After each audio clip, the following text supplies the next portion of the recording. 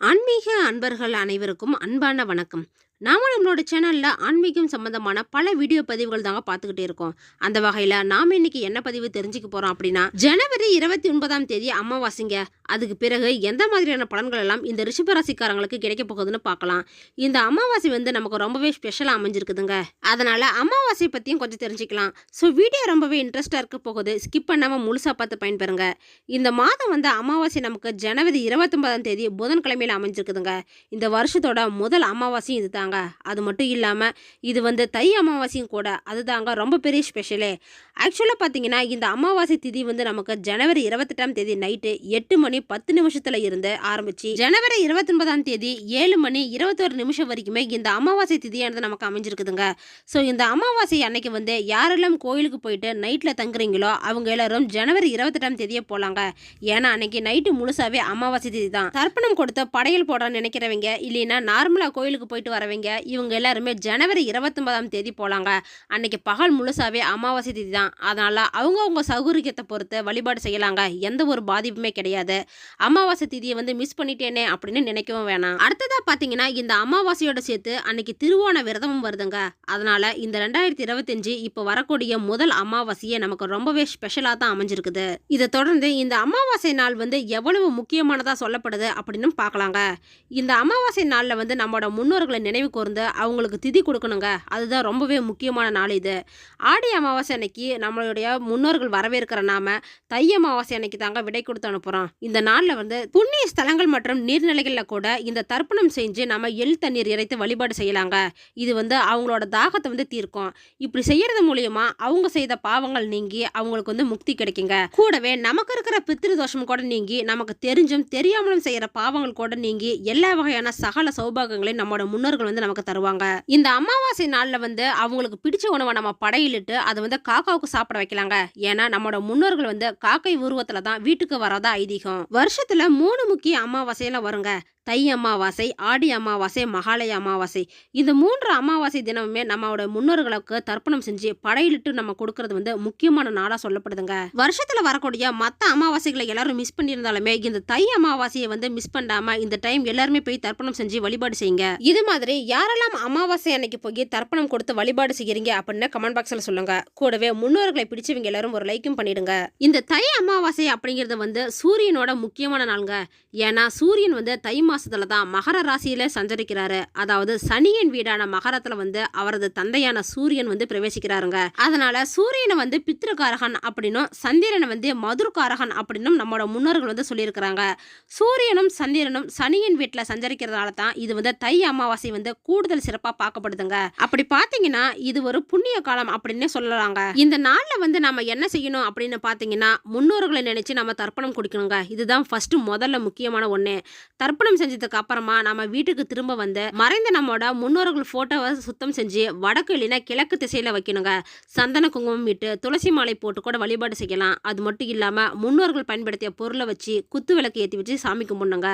முன்னோர்களுக்கு பிடிச்ச மாதிரி இனிப்பு காரம் பல வகை இல்லைன்னா அவங்க என்னென்னலாம் சாப்பிடுவாங்களோ இது மாதிரியான பொருட்களை வாங்கி வச்சு அன்னைக்கு சாமி கும்பிடலாம். இது கூடவே கோதுமை தவிடு அகத்திக்கீரை இது எல்லாத்தையுமே முன்னாடி நாளே நம்ம ஊற வச்சுட்டு அடுத்த நாள் அமாவாசையான அன்னைக்கு பசுவுக்கு தானமா கொடுக்கலாங்க. அதுவுமே ரொம்ப நல்லது. இது மாதிரி அவங்களுக்கு பிடிச்ச உணவு நம்ம படையல் போட்டு வழிபடுறதுனால அவங்களுக்கு மன திருப்தி அடைந்து நமக்கு நல்லாசி புரிவாங்க. தெய்வத்தோட அருளை நம்ம பெறதை விடவே இந்த முன்னோர்களோட அருள் பெறது தாங்க ரொம்பவே முக்கியம். நம்ம குடும்பத்தை நல்ல முறையில இதுதான் வாழ வைக்கும். அதனால இந்த மாதிரி அமாவாசை தர்ப்பணம் நம்ம செஞ்சு முடிக்கிற வரைக்குமே வீட்டுல பூஜை எதுவும் செய்ய வேணாங்க. தர்ப்பணம் செஞ்சு முடிச்சதுக்கு அப்புறமா மேக்ஸிமம் எல்லாருமே மதியானத்திலேயே படையல் போட்டு வழிபாடு செஞ்சிருவாங்க. அதுக்கப்புறமா நீங்க எப்பயும் வீட்டுல செய்யற பூஜையை நீங்க செஞ்சு சாமி கும்பிடலாங்க. இந்த அமாவாசை நாள்ல நம்ம என்ன செய்யக்கூடாது அப்படின்னு பாத்தீங்கன்னா அன்னைக்கு மாமிசம் சாப்பிடக்கூடாதுங்க. அது மட்டும் இல்லாம தர்ப்பணம் செய்யறப்ப கருப்பு எல்லை மத்தவங்க இருந்து கடன் வாங்கவும் கூடாது. நீர்ல இருந்துகிட்டு கரையில தர்ப்பணம் செய்யக்கூடாதுங்க. அதே மாதிரி தான் கரையில் இருந்துகிட்டும் நீர்ல தர்ப்பணம் செய்யக்கூடாது. முடிஞ்ச அளவுக்கு முழங்கால அளவுக்கு இருக்கிற தண்ணியிலேயாவது இறங்கி போய் அதுக்கப்புறமா தர்ப்பணம் செய்யணுங்க. அதுவுமே கிழக்கு முகமா பார்த்து தான் நம்ம தர்ப்பணம் கொடுக்கணும். இந்த தை அமாவாசை நாள்ல பல கோவில்ல ரொம்பவே விமர்சையா கொண்டாடுறாங்க. அதுல பாத்தீங்கன்னா நெல்லையப்பர் கோவில்ல வருஷந்தோறுமே தை அமாவாசை அமாவாசை அன்னைக்கு லட்ச தீபம் வந்து ஏத்துறாங்க. அதிலும் குறிப்பா முக்கிய புண்ணிய ஸ்தலமான ராமேஸ்வரத்துல வந்து மக்கள் வந்து பல்லாயிரக்கணக்கான பேர் தர்ப்பணம் கொடுத்து வழிபாடு செய்யறாங்க. அன்னைக்கு இவ்வளவு சிறப்புகள் வாய்ந்த இந்த அமாவாசைக்கு பிறகு இந்த ரிஷப ராசிக்காரங்களுக்கு எந்த மாதிரியான பலன்கள் எல்லாம் கிடைக்க போகுதுன்னு தொடர்ந்து பார்க்கலாங்க. ரிஷப ராசிக்காரங்களை பொறுத்த வரைக்கும் பாத்தீங்கன்னா 4ஆம் பாவாதிபதியா இருக்கக்கூடிய சூரியன் 9ஆம் இடத்துல இருக்கிறாருங்க. இந்த 4, 9 அப்படிங்கிறது ஒரு குறிப்பிட்ட, அதாவது தாய் தந்தையோட உறவு, அவங்களோட உதவி, ஆசீர்வாதம், இது எல்லாம் தாங்க. 4ஆம் அதிபதியா இருக்கக்கூடிய சூரிய பகவான் 9ஆம் இடம் அப்படின்னு சொல்லக்கூடிய பாக்கியஸ்தானத்துல அமர்ந்து குருவோட பார்வையை பெற்று சுபமா இருக்கிறாருங்க. அப்போ அம்மாவோட உடல்நிலை, அம்மா வழி உறவுகள்ல இருந்த பிரச்சனை, இது எல்லாமே சரியாகும். வீடு, வண்டி, வாகனம், இது எல்லாமே வாங்கக்கூடிய சூழ்நிலை கூட இருக்குதுங்க இந்த ரிஷபராசிக்காரங்களுக்கு. ஏன்னா 4க்குரியவன் வந்து பாக்கியஸ்தானத்துல அமர்ந்து குரு பார்வையில் இருக்கிறதுனாலையும், 4ஆம் அதிபதி சுபமா இருந்து 4ஆம் இடத்தை வந்து சுக்கிரன் பார்க்கறதுனாலையும் வீடு வாங்கக்கூடிய சூழ்நிலை வந்து கண்டிப்பா இருக்குதுங்க.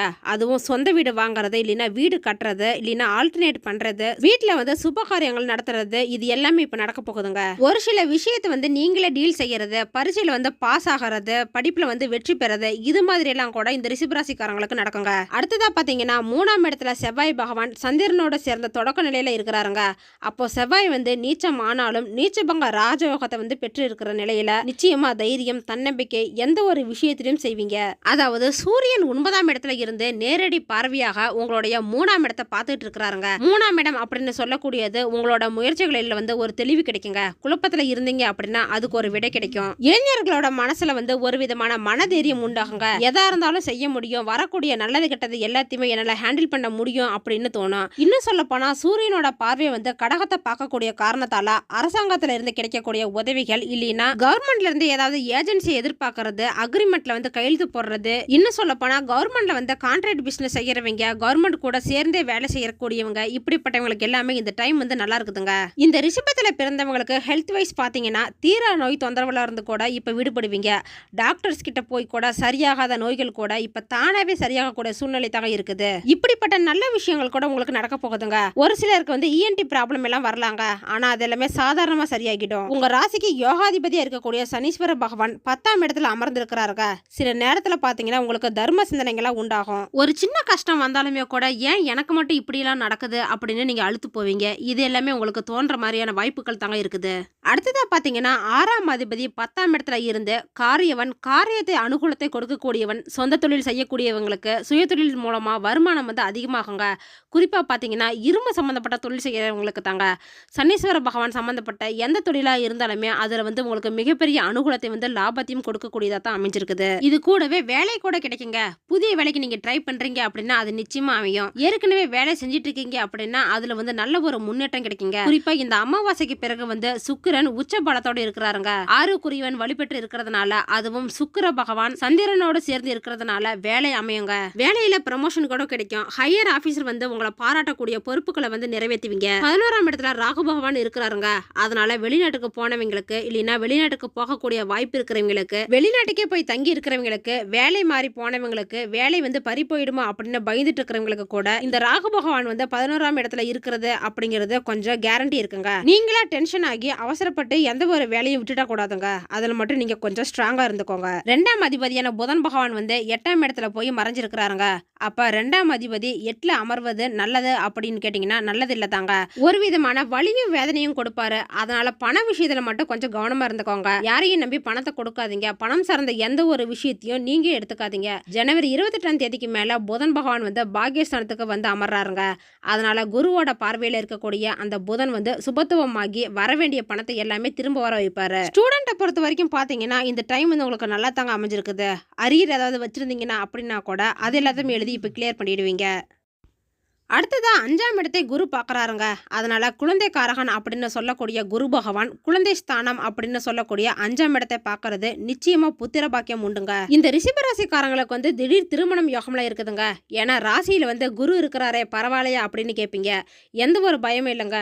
குரு இருந்த வீட்டை விட 7ஆம் இடத்தை பார்க்கக்கூடிய வீட்டுக்கு வந்து சுப செய்திகள் அதிகமா உண்டாகுங்க. கணவன் மனைவி உறவுல கூட பாத்தீங்கன்னா ஒரு ஸ்டெப் வந்து உங்களுக்கு அன்பு அதிகமாகுங்க. இது மாதிரியான பலன்கள் தாங்க இந்த அமாவாசைக்கு பிறகு ரிஷபராசிக்காரங்களுக்கு அமைஞ்சிருக்கு. இருக்கு. உங்களுக்கு இருக்கக்கூடிய சின்ன சின்ன தடைகள் எல்லாத்தையுமே விலக பக்கத்துல இருக்கக்கூடிய முருகன் கோயிலுக்கு போயிட்டு வாங்க. அது மட்டும் இல்லாம யாருக்கெல்லாம் சூரியன் புத்தி, சூரியன் திசை நடக்குதோ அவங்க எல்லாருமே நவகிரகத்துல இல்ல சூரிய பகவானுக்கு போய் வணங்குங்க. அதுவும் பிப்ரவரி 4ஆம் தேதி வந்து சூரியன் பெயர்ச்சிங்க. அன்னைக்கு போய் வணங்குறது ரொம்பவே நல்லது. ஓகே ஃப்ரெண்ட்ஸ், இந்த வீடியோ பதிவு உங்களுக்கு பயனுள்ளதாக இருக்கும் அப்படின்னு நினைக்கிறேன். அடுத்தடுத்து நம்ம சேனலில் ஆன்மீகம் சம்பந்தமான பல வீடியோ பதிவுகள் தாங்க நம்ம தொடர்ந்து பார்க்க போகிறோம். ஸோ நம்ம சேனலை நீங்கள் இப்போ தான் ஃபஸ்ட் டைம் பார்க்குறீங்க அப்படின்னா சப்ஸ்கிரைப் பண்ணி வச்சுக்கோங்க. கூடவே பெல் ஐக்கனையும் கிளிக் பண்ணி வச்சுக்கோங்க. அப்போ தான் நாங்கள் போடுற வீடியோ பதிவு உங்களுக்கு உடனே கிடைக்கும். இந்த வீடியோ உங்களுக்கு பிடிச்சிருந்தா லைக் பண்ணுங்கள், ஷேர் பண்ணுங்கள், கமெண்ட் பண்ணுங்கள். அதோடு உங்கள் ஃப்ரெண்ட்ஸ் அண்ட் ஃபேமிலிக்கும் ஷேர் பண்ணுங்கள். அவங்களும் இந்த வீடியோ பதிவை பார்த்து பயன்பெறட்டும். மற்றொரு ஆன்மீக தகவல் வீடியோவோடு உங்களை சந்திக்கிறேன். ஆன்மீக அன்பர்களான உங்களுக்கு நன்றியும் வணக்கமும்.